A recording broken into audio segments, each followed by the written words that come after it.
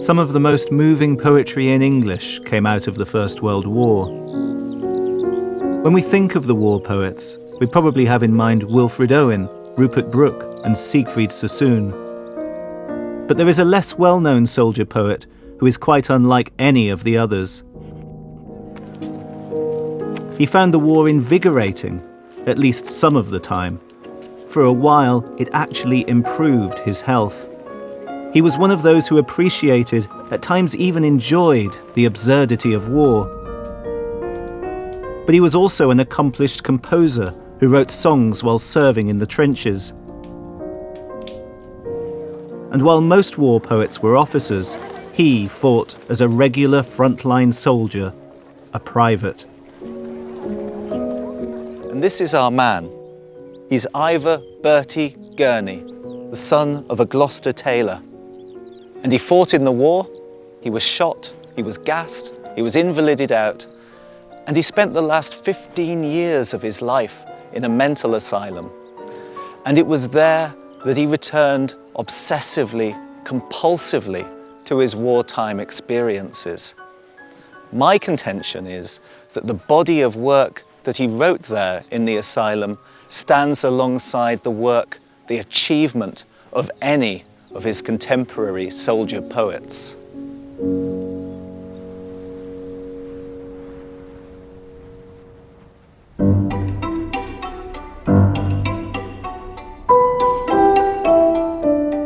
People who have heard of Ivor Gurney might know him as the composer of polite but beautiful art song, and as a poet who produced a couple of volumes of rare work before he went mad and died in an asylum. But recently we have been starting to explore a remarkable treasure trove. Gurney wrote over 1,000 poems in the asylum, now preserved in the county archives in his home city of Gloucester. Those poems can be clumsy and repetitive. For many decades, they were commonly dismissed as the sad product of mental decline. Most are unpublished, but then you find a masterpiece like The Silent One, where Gurney does the unthinkable. In the heat of battle, he talks back to an officer.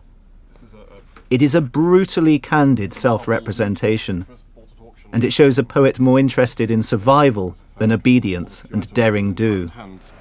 There it is. That's wonderful. Crossings out as well. Oh yes. Gurney crossed out. Do you think you might crawl through there? Gurney, there's a hole. In the afraid darkness shot at, I smiled as politely replied, I'm afraid not, sir. There was no hole, no way to be seen. Even 100 years on, the trenches of the First World War can still be traced on the fields of Flanders and Picardy. When Ivor Gurney, as part of the 2nd 5th Gloucesters, was on his way to France, the Allies had already been fighting for 2 years, and stories back from the front were grim. Gurney and his battalion, the 2nd 5ths, arrived at Southampton docks. They had several hours to spare, which they spent wandering around on dockside, and they may have been discussing rumours of German submarine activity in the Channel, or stories they had heard of the horrors of the conditions in the trenches. They would certainly have been under no illusions as to what awaited them in France.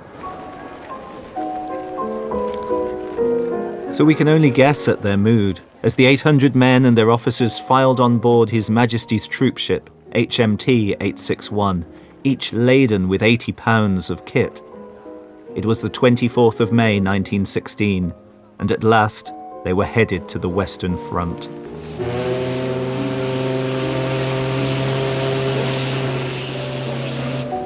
After the 2nd 5ths arrived at Le Havre, they rested for a couple of days before boarding a train to the front line. They were destined for the Fauquissart-Laventie sector near the border with Belgium. Soon, Gurney would see flares lighting up the night sky and hear the distant thunder of guns. The battalion was almost ready for war. Their first task was to relieve a contingent of the London Welsh. I'm meeting with Pete Heelans from the In Flanders Museum, who is an authority on Gurney and the Gloucester Regiment. So the Gloucesters go into the trenches, first time in, as Gurney calls it, in early June 1916. They're met by this Welsh regiment, and Gurney, may be feeling apprehensive, understandably, finds that this is going to be one of the most memorable evenings of his life, not for the reasons that he would perhaps expect. No, because he's listening to music all of a sudden, to Welsh folk singing, and he's discussing Shakespeare with these guys. So it's quite unexpected to have all of a sudden this wealth of culture landing on him while they are going in for the first time. So there's a double excitement all of a sudden, and it's so hard for him to cope with it that he has to write about it and to repeat it. After the dread tales and read yarns of the line, anything might have come to us. But the divine afterglow brought us up to a Welsh colony hiding in sandbag ditches, whispering consolatory, soft, foreign things. Then we were taken into low huts, candlelit, shaded close by slitten oil sheets. And there but boys gave us kind welcome, so that we looked out as from the edge of home. Sang us Welsh things, and changed all former notions to human hopeful things. And the next day's guns, nor any line pangs ever quite could blot out that strangely beautiful entry to war's route.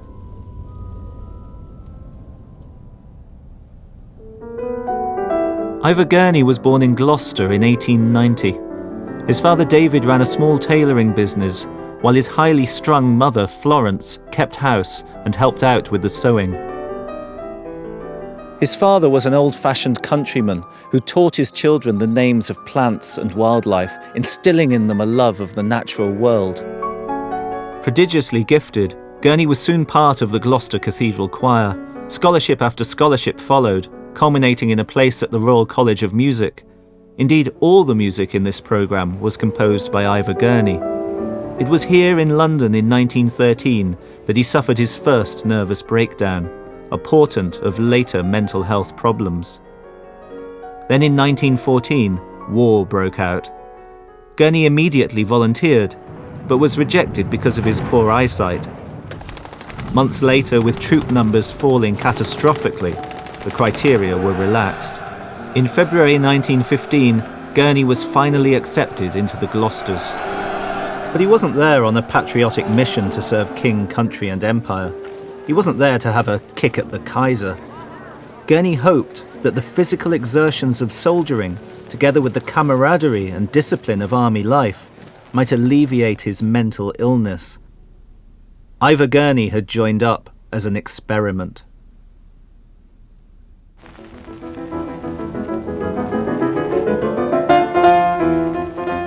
In letters, he confesses to finding some of the route marches, square bashing and button polishing pointless, but adds that the comradeship, banter and the physical fatigue have brought huge mental benefits. The experiment, he claims initially, is a success. At the front, he was engaged in the deadly work of a signaller, crawling through deep mud into no man's land to repair field telephone wires, while artillery shells from both directions whined overhead. After one particular act of bravery, there was talk that he might be recommended for a Distinguished Conduct Medal. Gurney was a charismatic original, by turns charming and opinionated. He could be awkward, shambolic, indifferent to clothing and personal appearance. Nevertheless, he attracted all manner of people to him, many of whom stayed loyal throughout his life. But the most important relationship, which inspired a decades-long correspondence, was with the elegant, urbane Marion Scott. 13 years older than Gurney, she had studied at the Royal College of Music before turning to writing and music criticism. On seeing Gurney for the first time at the Royal College, she wrote, "What struck me was the latent force in him, the fine head with its profusion of light brown hair, not too well brushed. This, I said to myself, must be the new composition scholar from Gloucester, whom they call Schubert." Ivor Gurney was a prolific letter writer, and he wrote with extraordinary honesty. His correspondence paints a detailed picture of the day-to-day reality at the front. These letters enable us to chart the physical, emotional and mental state of the man. Gurney's letters home in June 1916, just after going into the line, are remarkably calm, even detached, not apprehensive or emotional. It's as though choice has been lifted from him and he now enjoys the calm of the fatalist. Army is catering for his daily needs, and his whole life's destiny is in others' hands as well. And that seems to give him the freedom to enjoy the brotherhood of his fellow Gloucesters. He enjoys their stories, he enjoys their wit and their friendship. He loves their company, and he's full of admiration for their bravery. And like soldiers through the ages, he can face the dangers ahead of him because he's not facing them alone. He's facing them with his fellow men. And in fact, Gurney is so detached at this point that he starts to enjoy the experience of being in the war. So he writes on the 7th of June 1916, "War's damned interesting. It would be hard indeed to be deprived of all this artist's material now." Gurney jokingly wrote to Scott asking for a piano, but his mind was also consumed with poetry. Writing was one way of getting through the war. Far from destroying Gurney, the war made him as a poet. He writes intensely about the commonplace. He chronicles the rations of the frontline soldier. He names the hills of Gloucester and the villages of France, as though bringing them together in the same place. He sees the meandering Severn River in Gloucestershire, mirrored in the River Somme near where his battalion have been deployed. And continually he sends his poems back to England. Marion Scott responded with appreciative notes and suggested that with her literary connections, a first volume of poetry might just find a publisher. One of the myths of the soldier poets is that war hurt them into poetry. In fact, Sassoon, Owen, Graves, Rosenberg, they were already writing before the war. The exception was Gurney, but of course he had the perfect poetic apprenticeship, setting other people's work to music, showing heightened attention to the nuances of language and rhyme and rhythm. Gurney's early poems, collected in his first volume Severn and Somme, were perfectly conventional and perfectly good. They knew their craft. And because the book didn't challenge any orthodoxies, it was received politely enough. What that book did demonstrate, even at this early stage in Gurney's writing career, was an intense attention to place. Surrounded by comrades who loved the same Gloucestershire landscapes that he loved, Gurney felt as nostalgic and homesick as ever, and he would write love poems to the localities which had nurtured him. The dead land oppressed me. I turned my thoughts away, and went where hill and meadow are shadowless and gay, where coopers stand by Cranham, where the hill gashes white show golden in the sunshine, our sunshine, God's delight. Let my thoughts slide unwitten to other dreadful trees, and found me standing, staring, sick of heart, at these.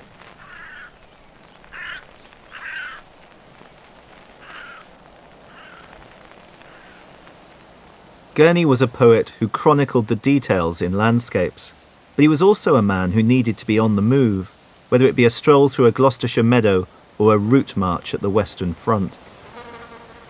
Eleanor Rawling has traced Gurney's footsteps. He's not the kind of poet who likes to stand and as a passive observer and look at the landscape and then write about it. Gurney likes to be in it, involved in it, immersed in it.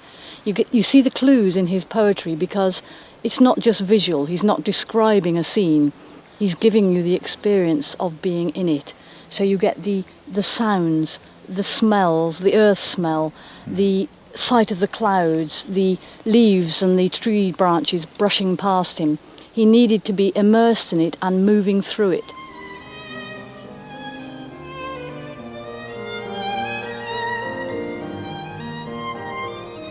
He realised very early on that he felt better when he was moving. So he walked. I think he ran as well, not as in running a marathon, but as in the joy of running down a hill or along a ridge or whatever. You can tell from his poetry how fast he's moving through the landscape. So he felt better. But secondly, I think he knew that this is what inspired his creativity. That sort of upsurge of joy you get, that was when he suddenly saw clearly what it was about this place that really got through to him and how he wanted to express it.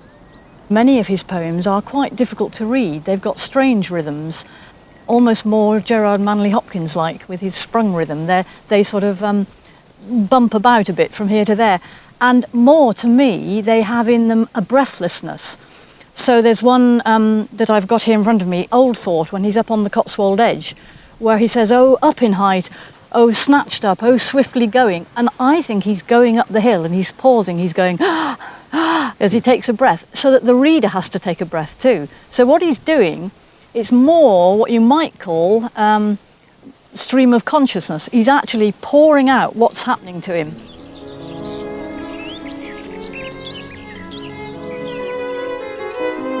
In Seven and Somme, Gurney switches between weathers, themes, and even countries, experiencing everything around him viscerally. From a very young boy, Gurney revelled in the landscape of Gloucestershire and the River Severn. It was also a place where deep friendships began. As a young man, Gurney formed two particularly close bonds, with Herbert Howells and F.W. Harvey. Howells, 2 years younger, dapper and handsome, was destined to become one of the country's most celebrated composers of choral and sacred music. Will Harvey, who published poetry as F.W. Harvey, was slightly older and an absolute inspiration to Gurney. How they interacted has been pieced together by Anthony Bowden, founder of the Ivor Gurney Society. They bought a little boat here at the Framilode Loch, and they called it the Dorothy, which was Gurney's youngest sister's name, and they sailed it up and down from Framilode to Bollapool in great joy.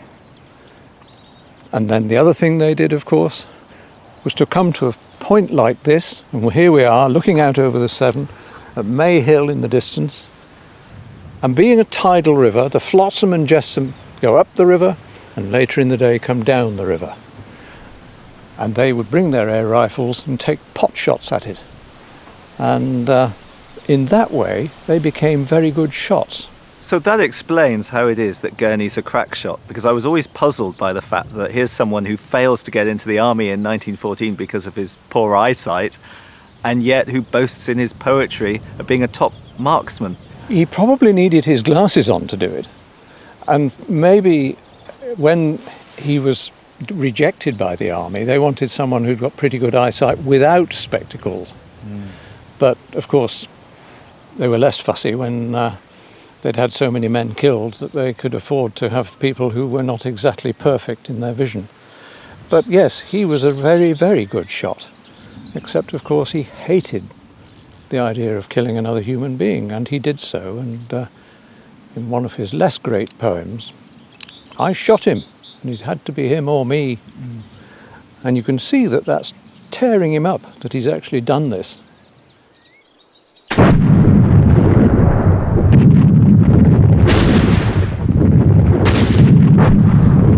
The Battle of the Somme would last 4.5 months.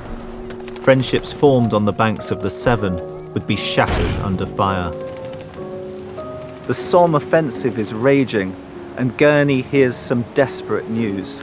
His closest friend, F.W. Harvey, Will Harvey, is missing, presumed dead. Gurney's response is to write an elegy, which has become his best-known poem, to his love, celebrating his friendship.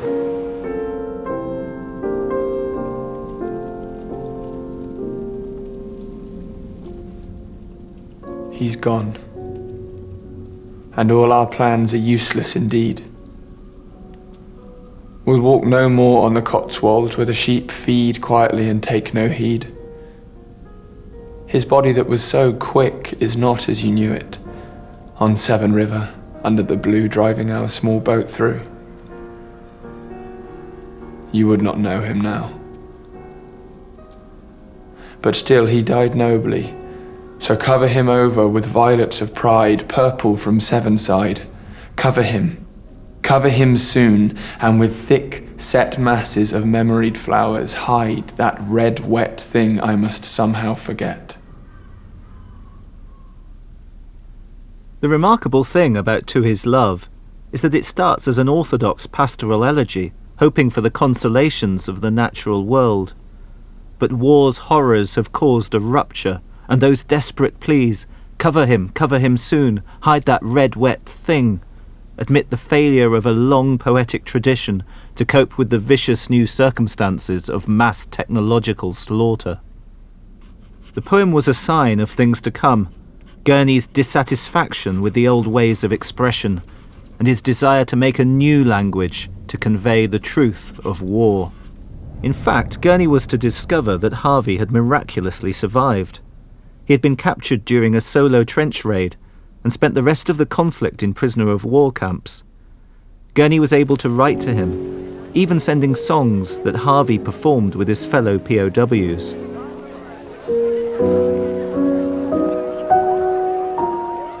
One thing which Gurney constantly notes in his letters is the absurdity of war. A whiz-bang missed me by inches while I was shaving, he reports. And the impression it gave, and gives me now, is chiefly of the comic. Gurney never felt he was a real soldier. He called himself a dirty civilian. But one thing which Gurney did share with his fellow men was the sense that the Germans weren't the evil enemy. They were brothers. They were a mirror image betrayed by their elders. Now, we know about the Christmas truce of 1914 and the famous football match on no man's land. But we also have to remember that the trenches were so close together that often the two sides could smell each other's cooking. They could hear each other's music. Gurney writes of one moment when the Germans were using their wind-up gramophone, and finally Gurney had had enough. He puts his head up over the trenches, quite a dangerous thing to do, I would have thought, and he shouts, "We're sick of Schubert. Give us Strauss." Gurney's humour may have been just about holding up, but cracks were starting to appear. Gurney was no longer coping. The depression was coming back. Now, he had never been the nattiest of dressers, but now he was a bit of a mess. So when a young colonel came for the daily inspection and was asking questions, who is this man? Why is he in this state? Gurney's sergeant had to start making apologies. He's a good man, quite a good man, sir, but he's a musician, and he doesn't seem to be able to keep himself clean.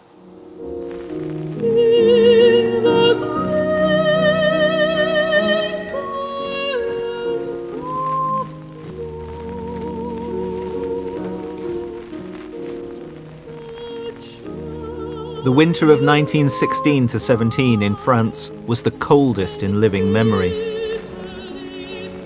Sub-zero temperatures continued until the following March. Suddenly, Gurney's experiment was unravelling.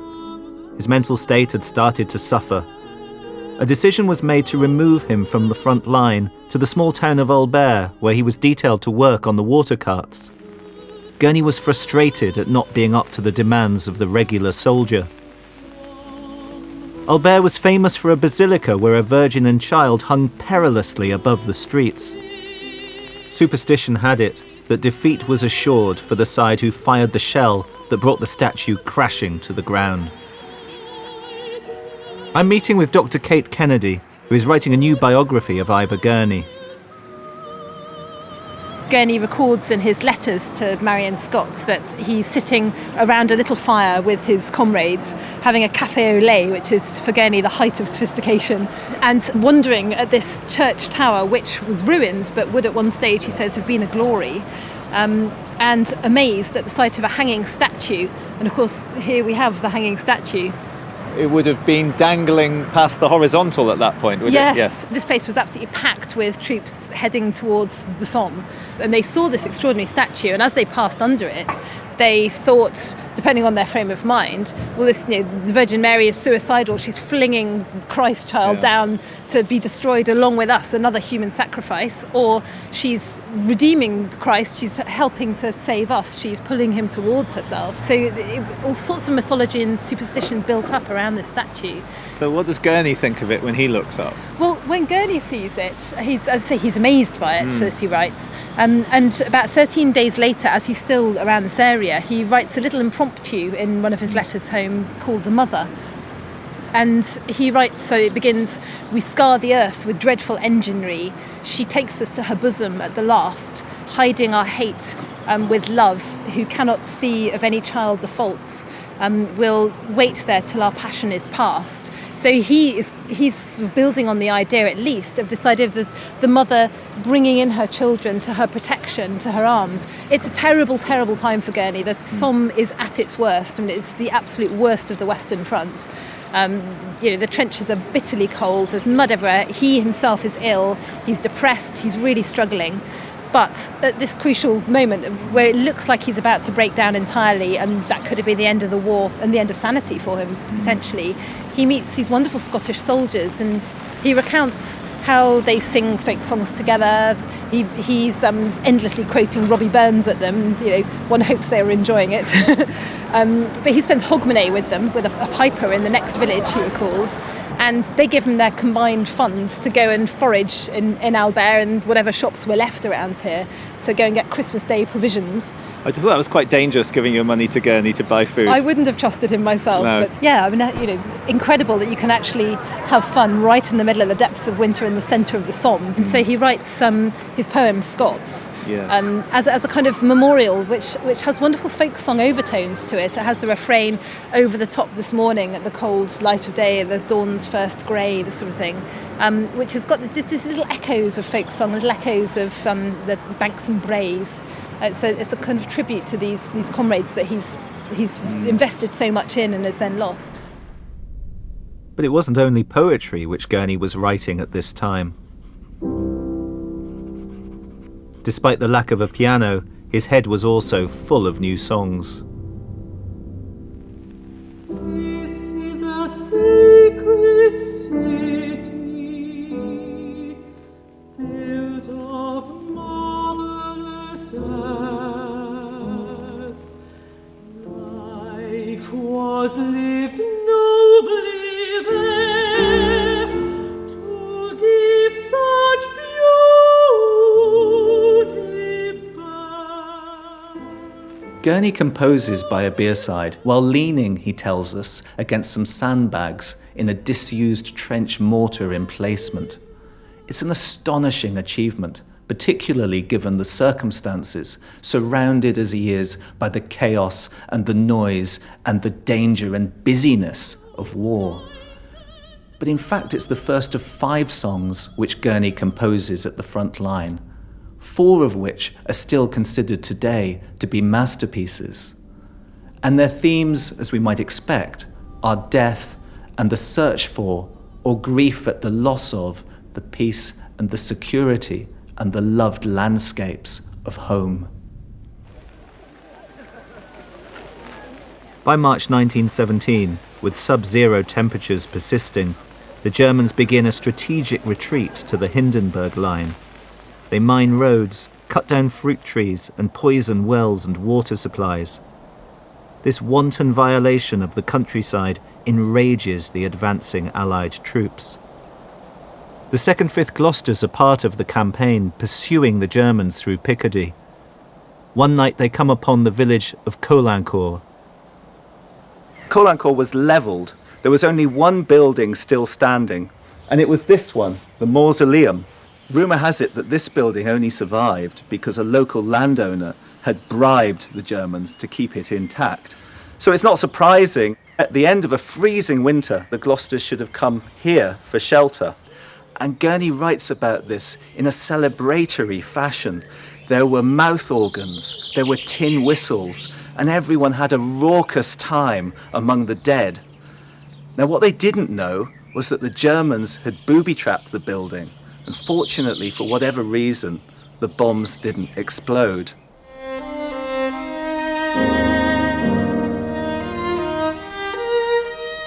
The battalion was closing in on the retreating Germans. They'd captured a machine gun and taken 7 prisoners. A series of night patrols had discovered a copse occupied by another German machine gun crew, and Gurney was set to be part of the next attack. What happened on the outskirts of Vermont on Good Friday 1917 was to provide one of the defining events of Gurney's life. Years later, while incarcerated in the asylum, he would relive its intensity in great poem after great poem. So we're in a field in the middle of nowhere. Vermont is over there, it's about a mile away. And it would have been somewhere like this where Gurney and the Gloucesters crossed land to attack the Germans. That's right, yeah, they've been chasing the Germans back to the Hindenburg line for the last few weeks. This is around sort of Easter of 1917. And they'd attacked them in various sort of villages all the way up to here. They'd surprised them shaving and having their breakfast in the village of Bicourt, just down the road. Yeah. And now, on Good Friday, they realised that the moment had come, that they were in the trenches probably somewhere very close to here. For 40 minutes, the Gloucesters pounded the German lines, trying to break the barbed wire. When Gurney heard the whistle, over they went. And he stumbled through this ploughed field, pouring rain, friendly fire hitting him from behind, Germans bombarding them from the front. But of course what they found as they managed to get across the field, the ones who were lucky enough to get that far, was that the German wire was entirely intact. The event was to be the catalyst for a poem we saw earlier in manuscript. Its power and unflinching honesty mark Gurney out as one of the finest soldier poets. The silent one, who died on the wires, and hung there one of 2, who for his hours of life had chattered through infinite lovely chatter of Buck's accent, yet faced unbroken wires, stepped over and went a noble fool, faithful to his stripes, and ended. But I, weak, hungry, and willing only for the chance of line to fight in the line, lay down under unbroken wires, and saw the flashes, and kept unshaken, till the politest voice, a finicking accent, said, "Do you think you might crawl through there? There's a hole." In the afraid darkness shot at. I smiled, as politely replied, "I'm afraid not, sir." There was no hole, no way to be seen, nothing but chance of death after tearing of clothes. Kept flat and watched the darkness, hearing bullets whizzing, and swore deep hearts, deep oaths, polite to God, and retreated and came on again retreated, and a second time faced the screen.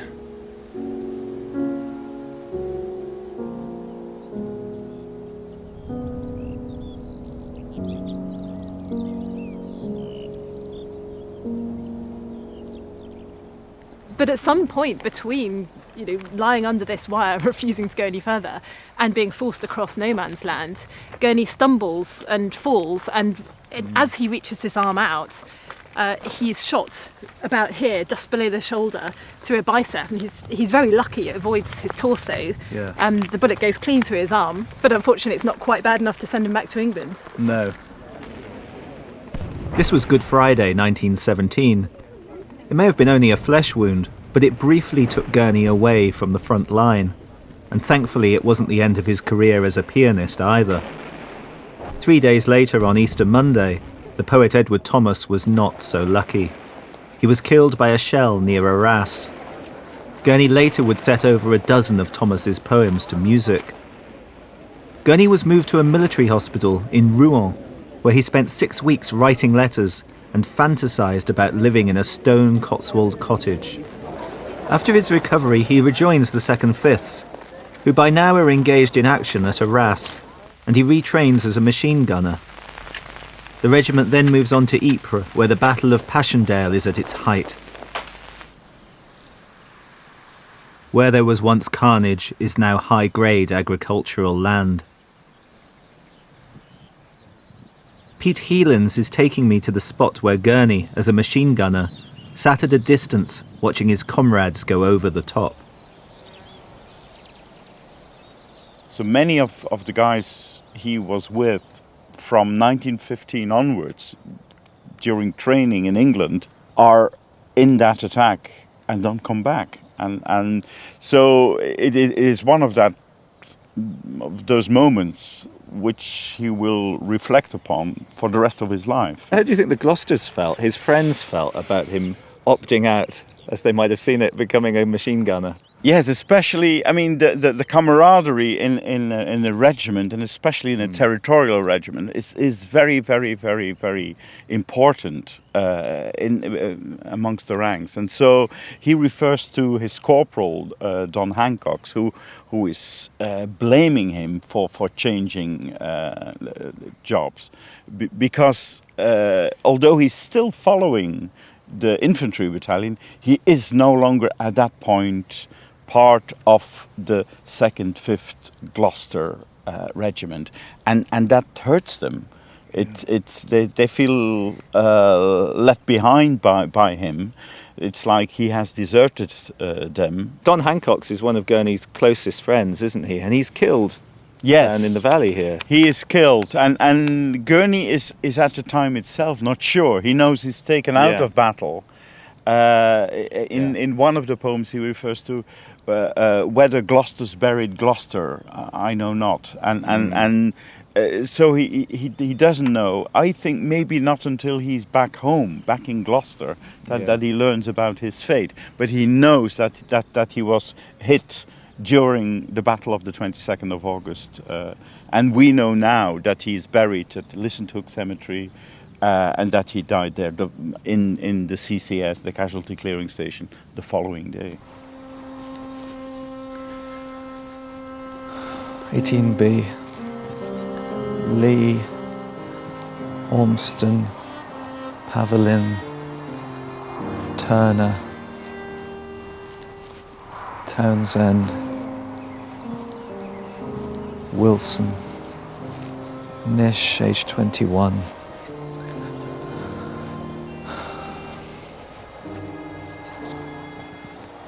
Hancock's.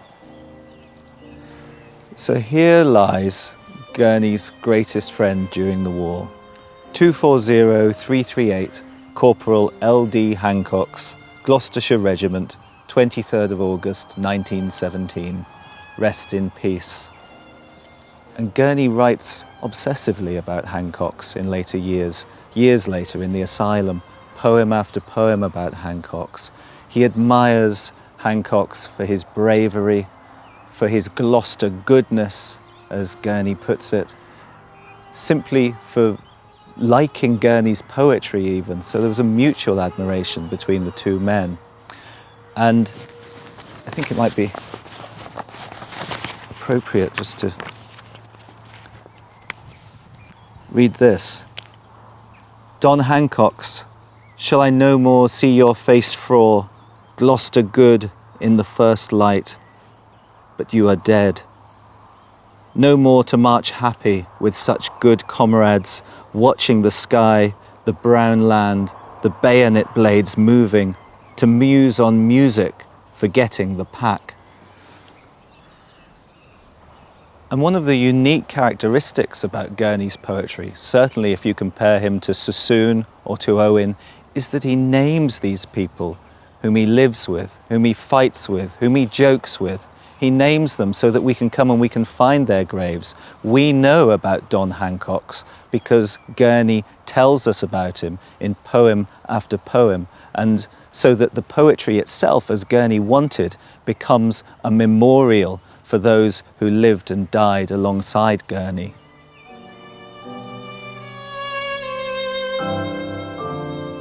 During the Battle of Passchendaele, Gurney was part of a planned attack on a German fortress. The Germans had been using mustard gas for 2 years. As a weapon of terror, it is designed to immobilize large numbers without necessarily killing them.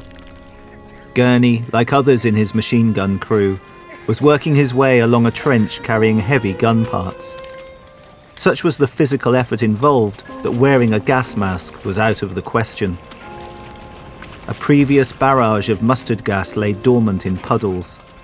The entire crew of 8 were subjected to its noxious fumes, and without firing a shot, were out of the battle. Mystery surrounds how badly gassed Gurney was, but it got him a blighty, a ticket home. Certainly his experiment had failed. 15 months of army life had left him in a fragile mental state.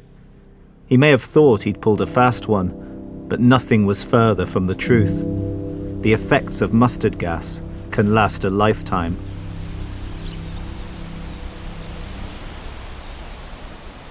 So Gurney, one way or another, had finally got his blighty wound. He was coming home.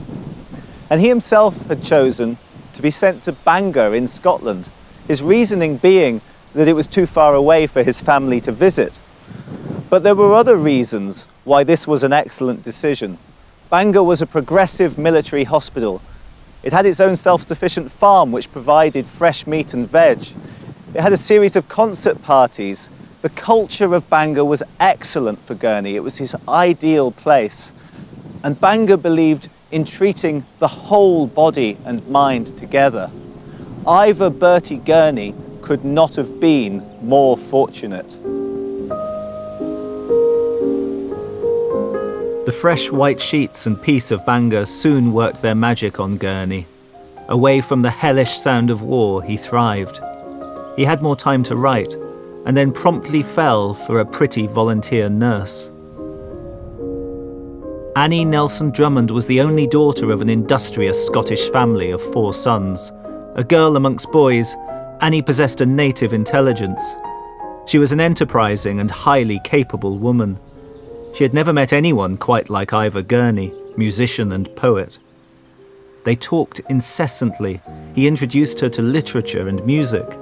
Their affection, it seems, was equally matched. He wrote to his friend Herbert Howells, "I forgot my body when walking with her." Ivor Gurney had found love. 6 weeks later, Gurney was discharged and sent to a camp in Northumberland. During that time, Annie, the lovely but practical Scot, realised that as engaging as Ivor was, he was unstable. In short, he wasn't husband material. When the Dear John letter came, Gurney was devastated.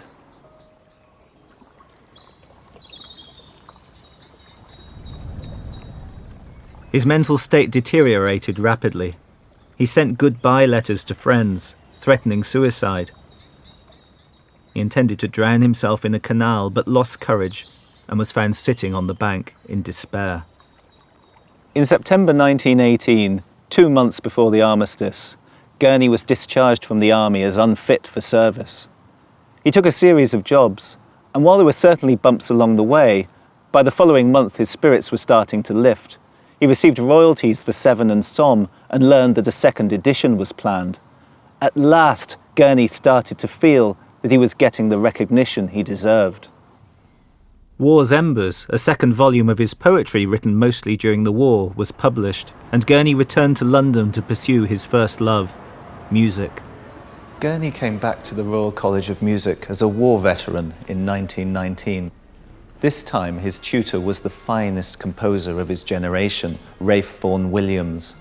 This was a time of huge success for Gurney. He was being published, he was being performed, he was moving in high artistic circles. And he was productive, 60 songs in 1920 alone, and dozens of poems. But inwardly, things were starting to go wrong, more wrong than previously, Gurney acknowledged. He could no longer cater for his hygiene or his basic dietary needs. He failed his exams at the Royal College, his scholarship ran out, and he took off across the countryside on long walks, hoping that that old cure would fix him again. He moved from job to job. All the while his head was full of songs and poems. What wonders he would achieve, he told Marion Scott, if only he were well.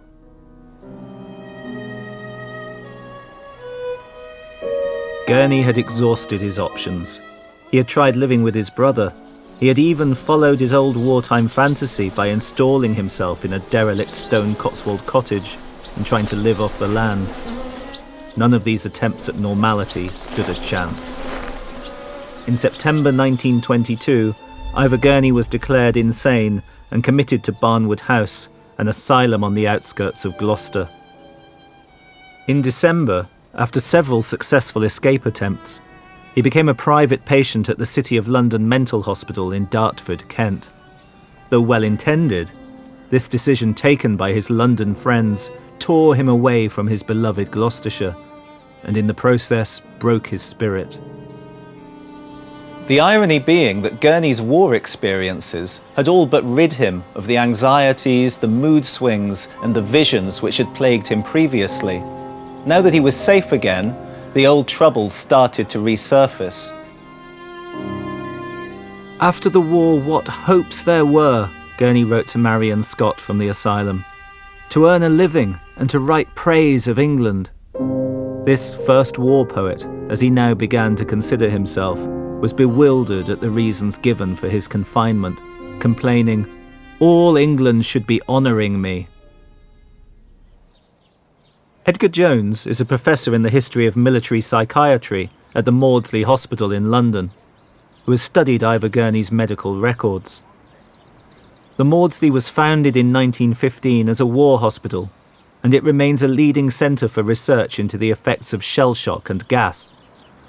He himself seems unsure as to the real reason, as he puts it, why he gets sent home to Blighty.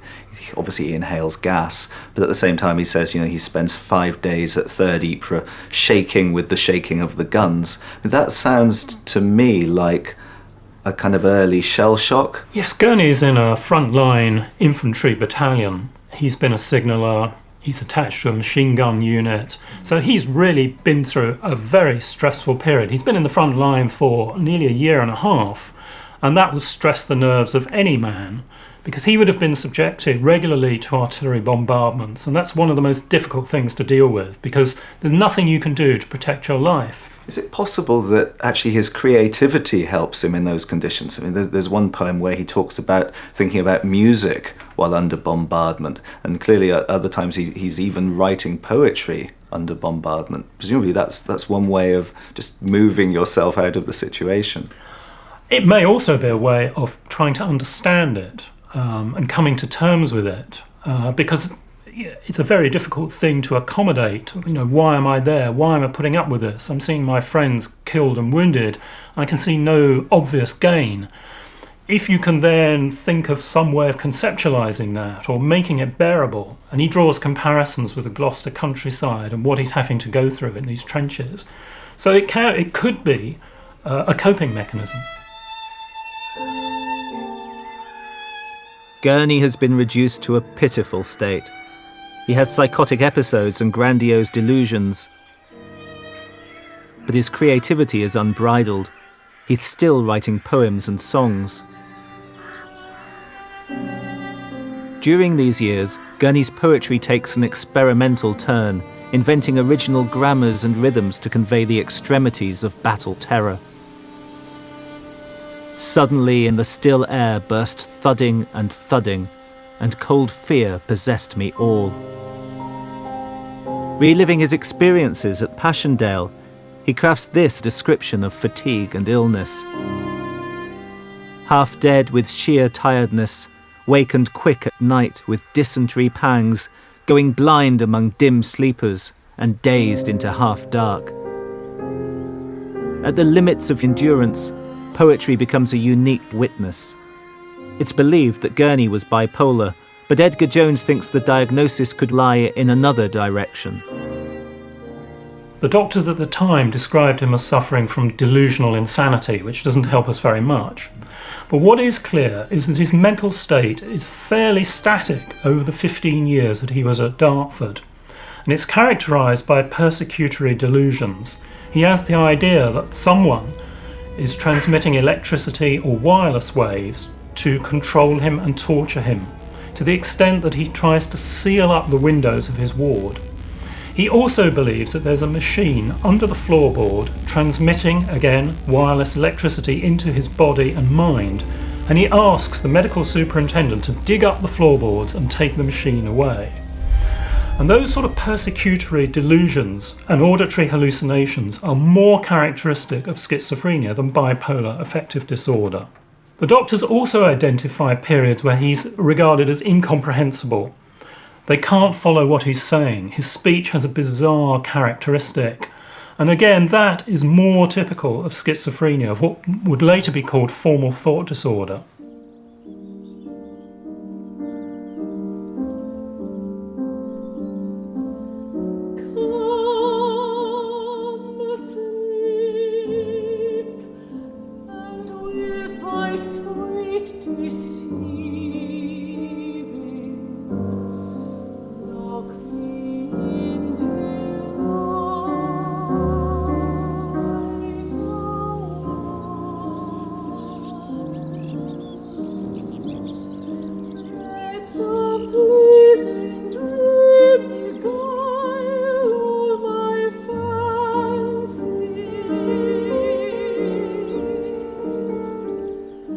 The Thiepval Memorial at the Somme, designed by Sir Edwin Lutyens, lists the names of over 72,000 men whose bodies were never found. Now, Gurney himself came very close to death several times, but of course he survived. After the war, when he was feeling suicidal, he begged to be allowed to die, to commit suicide, and he came to regret deeply the fact that a bullet had not finished him off in the war.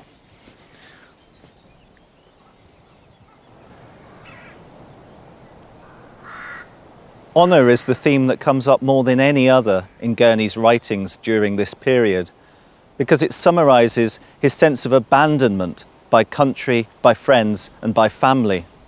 His letters at this time are the most desperate documents I've ever read. They're worse than suicide notes. They're harrowing appeals begging to be allowed the release, the freedom to kill himself and end the pain. Incarcerated at the Dartford Asylum, Gurney the irrepressible walker refuses to take exercise outside. "This is not country," he cries. One day the widow of the poet Edward Thomas visits him and is shocked at his condition. She returns a few days later with an Ordnance Survey map of Gloucestershire. Together, with the map laid out on the bed, they trace the outlines of his old haunts. Gurney's spirits lift as he recalls individual paths, trees, stiles and streams. He can visualise his youthful wanderings by the symbols on the map.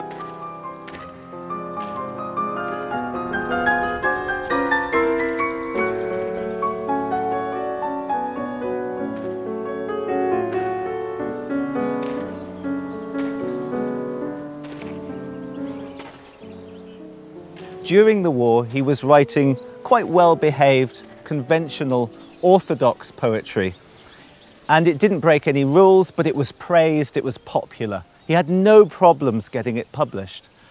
After the war, especially in the onrush of the asylum years, he was writing in the white heat of inspiration. In 1 month alone, we think he wrote 4 books of poetry.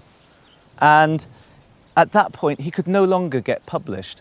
The work was idiosyncratic, it broke all the rules of grammar, it was shoddily presented in many respects, but it had the hallmarks of genius. Gurney would send it out to publishers and it would be rejected. It just added to that sense that he had, lost in the asylum in a county on the other side of the country from his beloved Gloucestershire, that he had been forgotten, abandoned, that the honour that was due to him by the country was never going to be forthcoming.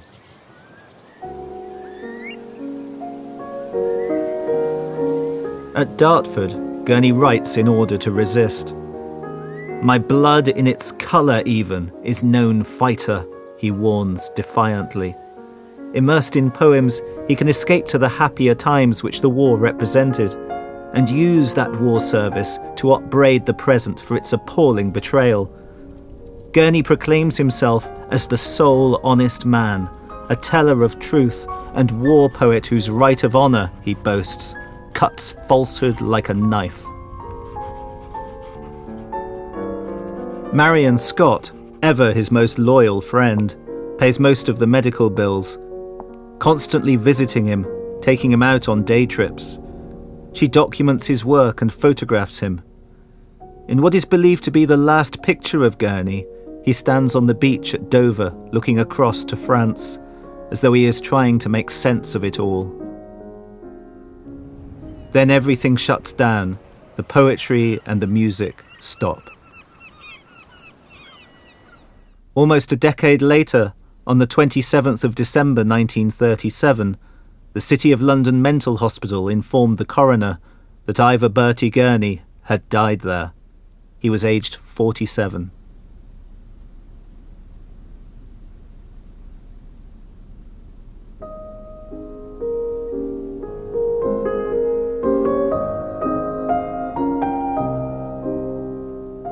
And that might have been that. But Marion Scott and the composer Gerald Finzi preserved his papers, recognising that they possessed some special quality of genius. It is these jewels which we are now discovering and bringing out of the archive to an appreciative audience. Private 3895 Ivor Bertie Gurney is finally attracting the reputation he deserves.